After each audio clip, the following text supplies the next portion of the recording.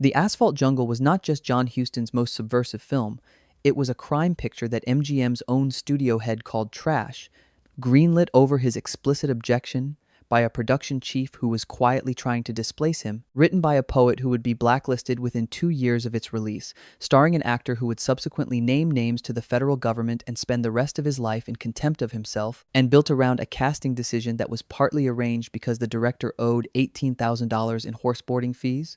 We are digging into the wreckage of the Asphalt Jungle with 21 secrets the studio tried to bury.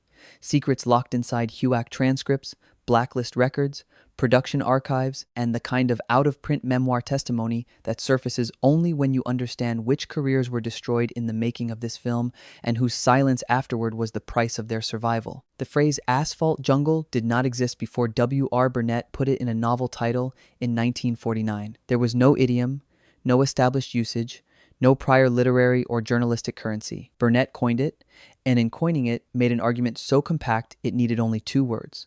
The city was not civilization. It was a jungle that happened to have paved streets. The predator-prey ecology of the natural world had not been replaced by law and order. It had been tarmacked over and called society.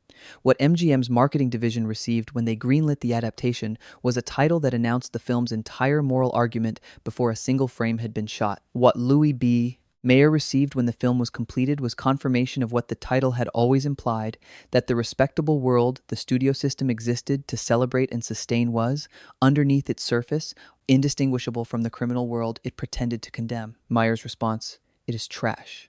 That asphalt pavement thing is full of nasty, ugly people doing nasty things. I would not cross the street to see a picture like that was not a failure of aesthetic judgment. It was a man correctly identifying a film that had described his world and refused to flatter it. The Asphalt Jungle was greenlit by Dor Sherry, the new MGM production chief, whose appointment in 1948 represented a significant challenge to Louis B. Mayer's 3-decade stranglehold on the studio's creative direction. Sherry was younger, more interested in social realism, more willing to make films that the studio's existing mythology would have precluded. The approval of the Asphalt Jungle over Mayer's explicit objection was not a casual production decision. It was an act of institutional warfare, a demonstration that Shari had the authority to commission films that Mayer found morally offensive. The film's existence is therefore inseparable from the power dynamics of a studio in transition and its portrait of corrupt institutional authority, of powerful men who manipulate systems they claim to uphold, was being made inside a studio where exactly that dynamic was playing out in real time. Mayer lost.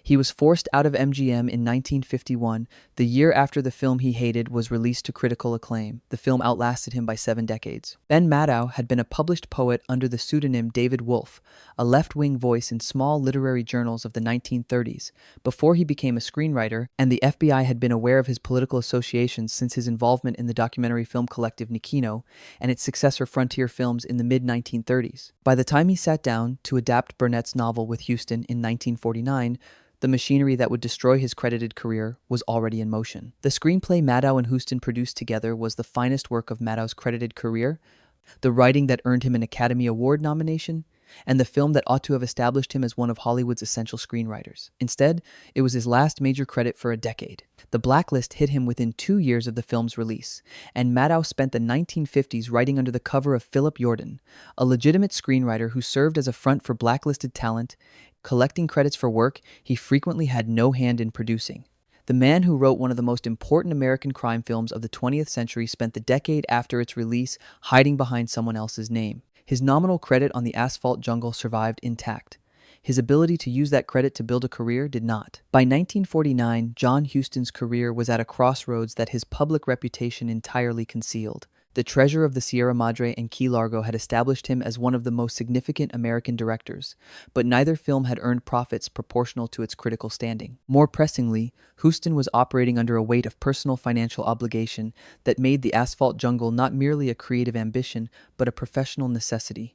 His gambling debts were substantial, his horse-breeding operation at his Irish estate was hemorrhaging money, and the production represented the kind of major studio commission that could stabilize both his career and his finances simultaneously. The precise intersection of personal financial crisis and creative masterpiece, the film Huston most needed to make commercially happening to be the film he was most qualified to make artistically, is one of the more precisely aligned convergences in Hollywood history. He needed the money.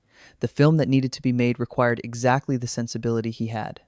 The two facts met in a MGM production office in 1949 and produced a masterpiece. Before Marilyn Monroe was in the Asphalt Jungle, she had been tested by Huston and dismissed. This is documented in MGM production records with complete precision. Huston had already chosen Lola Albright for the role of Angela Finlay. Monroe had auditioned, impressed nobody, and been set aside. What intervened between that dismissal and Monroe's eventual casting was a specific financial obligation. Huston owed $18,000 in unpaid boarding and training fees for 23 horses at the California ranch owned by MGM casting director Lucille Ryman Carroll. Carroll, who was simultaneously Monroe's benefactor and the person with institutional authority over the casting process, reminded Huston of Albright's recent success in Champion, which had inflated her asking price. When Huston paused, Carroll recommended Monroe as the affordable and effective alternative. The payment arrangement that followed, structured, according to multiple accounts, around Monroe's successful casting, resolved Huston's horse debt and placed the most consequential minor role in post-war Hollywood cinema. Monroe later told her coach that she did not know what she had done, but that it felt wonderful. What she had done was perform 12 minutes of screen time that launched a career that redefined American celebrity.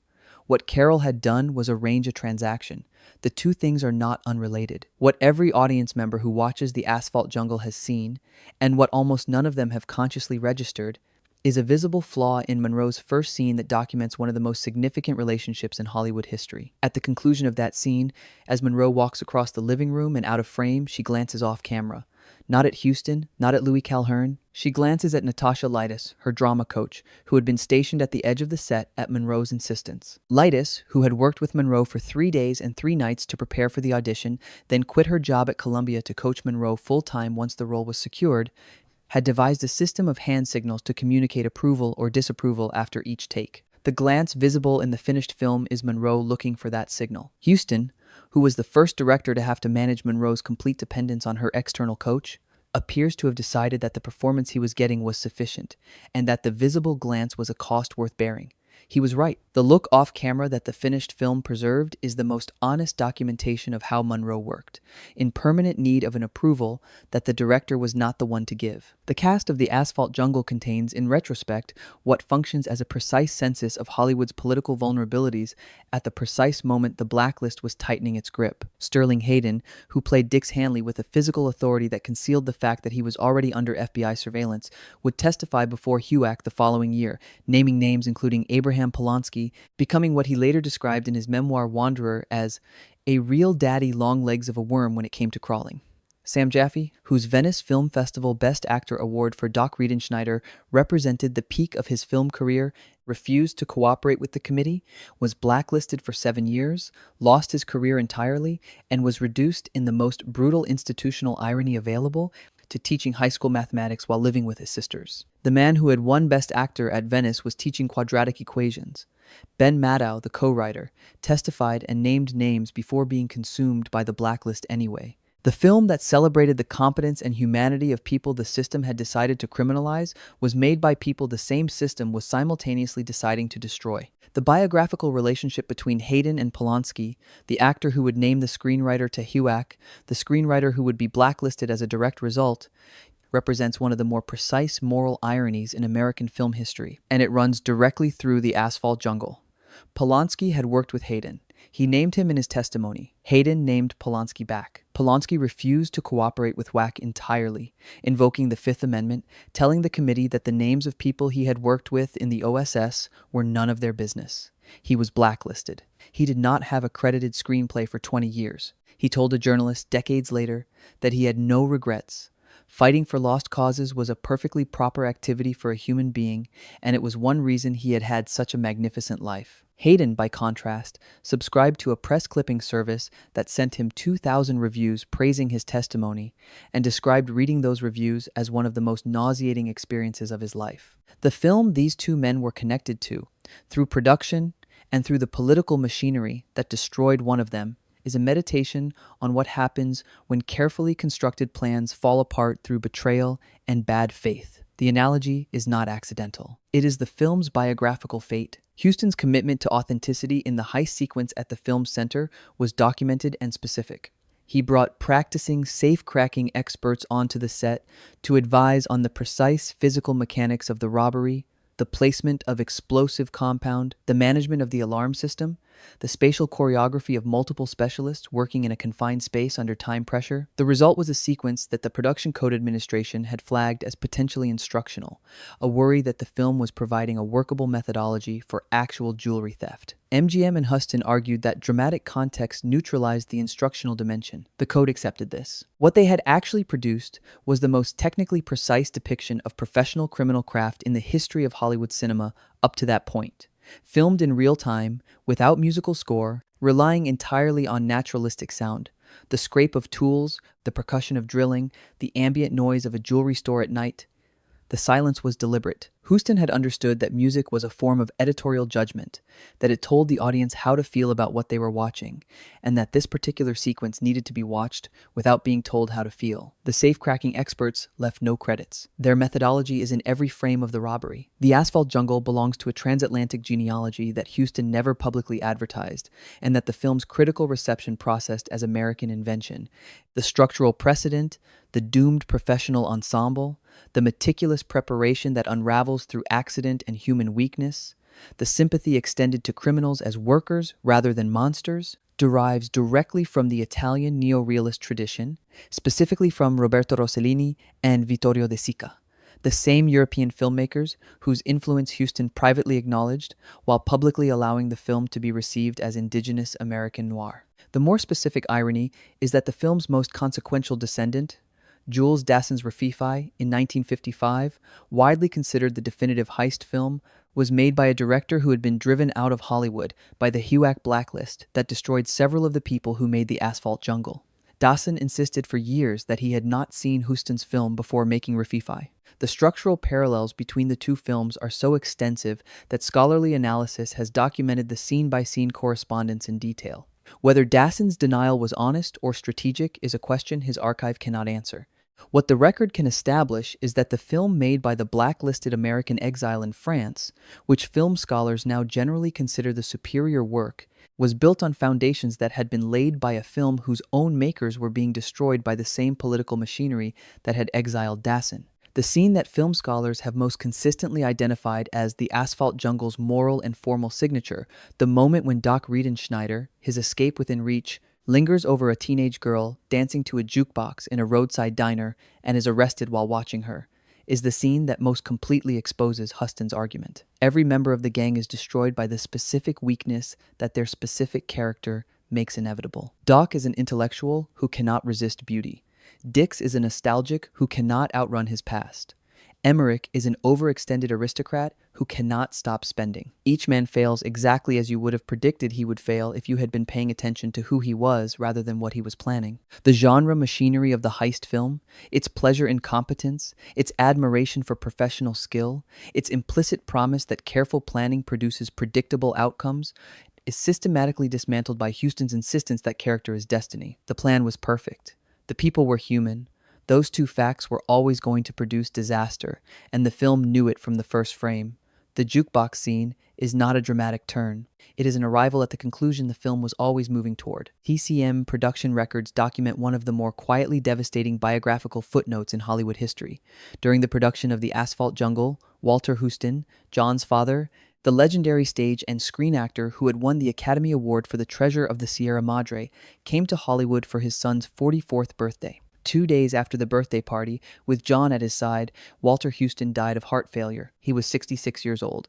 The son continued the production. The film about men who cannot go home, who spend their professional lives in carefully controlled forward motion and are destroyed by the pull of the past, was completed by a man who had just watched his father die and returned to the set. Huston's direction of the film's most intimate scenes, the quiet exchanges between Dix and Doll about the Kentucky horse farm, the defeated tenderness of Emmerich's final moments with his wife, carries a specific emotional weight that his biography makes visible. The director was grieving, the film is about grief, the connection is not in any production record, it is in every sustained, unblinking frame. In 1988, Turner Entertainment struck a deal with the French television channel Le Cinq to broadcast The Asphalt Jungle in an artificially colorized version. John Huston's heirs objected and filed a lawsuit. On November 23, 1988, a French court prohibited the broadcast.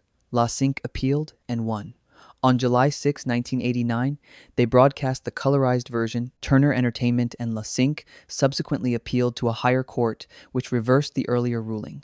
What this legal chain produced, beyond a final verdict against colorization, was a landmark ruling in French cultural law, establishing that the artificial colorization of a film over the objection of the director's heirs constituted a violation of the director's moral rights in his own work. Huston had died in August 1987. 1 year before the initial lawsuit. He never knew the ruling was coming, or that his heirs would pursue it with the tenacity that produced a legal precedent protecting every black and white film in French jurisdictions from the same treatment. The colorization case that Huston's death had initiated and that his heirs completed became the most important legal protection of directorial artistic integrity in the history of French film law. He won the argument after he was gone. MGM's own production records document one of the more remarkable financial footnotes in Hollywood history. The Asphalt Jungle, which earned $1,077,000 in the United States and Canada and $1,060,000 overseas, generated a total profit of $40,000 on its production and marketing costs. $40,000. On a film that invented a genre, on a film that spawned Rififi, The Killing, Ocean's 11, and 7 decades of heist cinema. On a film that Mayer called trash and that Sherry staked his institutional authority on, the financial return that MGM received for creating the template of the modern heist picture was the equivalent of a reasonable annual salary for a studio executive in 1950. The cultural return has been generating revenue across the global entertainment industry for the 75 years since. No accounting system available in 1950 could have measured what had been produced. The $40,000 profit figure is preserved in the MGM production archive as though it means something about the film's value. It means only that accounting cannot measure consequence. The Production Code Administration's most specific objection to the Asphalt Jungle concerned the suicide of Alonzo Emmerich. The original scene, as written by Maddow and Huston, showed Emmerich composing a suicide note, setting down his pen, and shooting himself, a man fully in possession of his rational faculties, choosing death as the logical conclusion of his situation. The Code's objection was extraordinary in its reasoning. Censors argued that no man in his right mind would commit suicide, and that a scene depicting a suicide by someone mentally competent effectively implied that suicide was a reasonable response to adverse circumstances. Huston rewrote the scene so that Emmerich begins his letter, writes only an endearing salutation to his wife, and sits staring at the unfinished page before raising the gun. The rewrite was accepted as compliant. What Huston had produced in the revised version was, he later noted with some satisfaction, considerably more powerful than the original. The salutation that goes unfinished, the letter that his wife will receive with only her name at the top, is a more devastating act of final communication than any complete suicide note could have been. The Code had demanded a compromise. Huston had turned the compromise into the scene's most piercing moment. He did this regularly, and it was one of the qualities that made him the director he was. Sam Jaffe's post-Asphalt Jungle career is the Blacklist's most complete institutional crime, documented with a specificity that makes the abstraction of political persecution concrete. Jaffe, who had lived in the same Greenwich Village apartment building as a young John Huston, who had been Huston's personal friend for decades, who had won the Venice Film Festival's Best Actor Award for the performance of Doc Riedenschneider, was a lifelong non-communist progressive who refused to cooperate with HUAC on constitutional grounds. He named no names. He took the fifth. He was blacklisted. For 7 years, he did not appear on screen. To pay his rent, he taught high school mathematics. The man who had been nominated for an Academy Award for the film that invented the modern heist genre was correcting arithmetic in a classroom, while the films he might have made were being made by other people. Huston wanted him back in 1958 for The Barbarian and the Geisha. William Wyler wanted him for Ben-Hur in 1959. He returned eventually to television as Dr. Zorba in Ben Casey.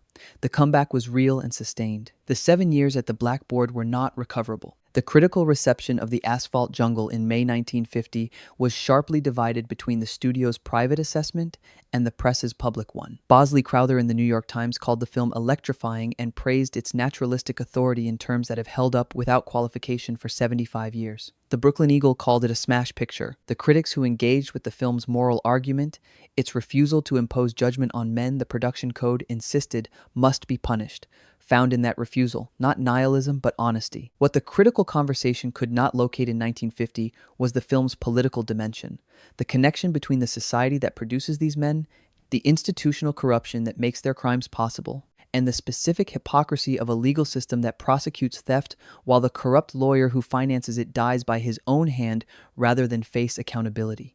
The critics praised the film's technique.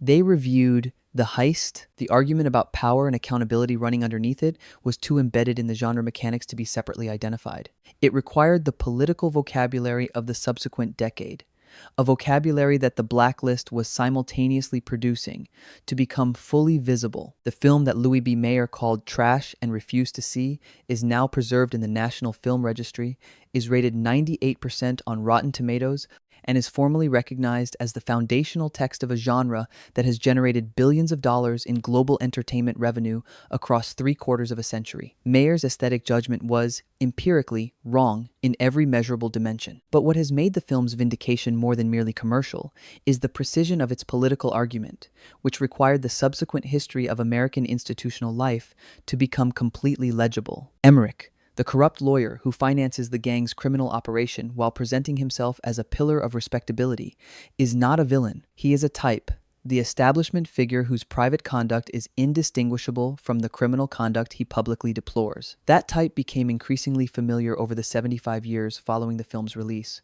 In Watergate, in the savings and loan crisis, in the financial collapse of 2008, in every subsequent instance where the men who write the laws and enforce the rules turned out to be operating by a different set of both. Mayer called it trash. It was a portrait of him. The film that survived, made over the explicit objection of the man who ran the studio, written by a poet who was being watched by the FBI, starring an actor who would become a government informant and spend the rest of his life in self-contempt, is not merely a crime picture. It is a document of a specific moment in American cultural history when the institutions that claimed authority over artistic production were simultaneously being exposed as morally bankrupt and exercising maximum power over the people who worked inside them. Huston made the film his gambling debts required, won the argument he never publicly claimed to be making, buried his father during production and kept shooting, and delivered a film that was paid $40,000 in profit and repaid that sum several million times over in cultural consequence. Sterling Hayden called names and wrote a masterpiece of self-condemnation. Sam Jaffe refused to call names and taught mathematics for 7 years. Ben Maddow called names and spent a decade writing behind Philip Jordan's face. And Marilyn Monroe glanced off camera at her coach in the first scene of the first major film of her career, looking for approval she could not find in the director's eyes, and became, in that one visible moment of need, the most honest person on screen. But here's the question that the Asphalt Jungle leaves embedded in that final pasture, in those last horses gathering around a dying man who made it home but not quite far enough. If the film that Louis B. Mayer called trash, made by a blacklisted writer, starring a future government informant, built on a debt to a casting director who was owed horseboarding money, greenlit as an act of institutional warfare between two men fighting over the direction of a studio, turned out to be the most honest portrait of American institutional corruption produced in the post-war decade, then what does that tell you about how the films that expose power are always made? And if the answer is that they are made sideways, under cover of genre, financed by the very institutions they critique, by people who are themselves being consumed by those institutions, then which films playing right now are doing the same thing? And who is going to be blacklisted for making them? Leave that in the comments. If this investigation changed how you see the Asphalt Jungle, leave a like, because there are 1,000 films with buried secrets that deserve the same forensic attention, and the algorithm needs to know this kind of digging matters.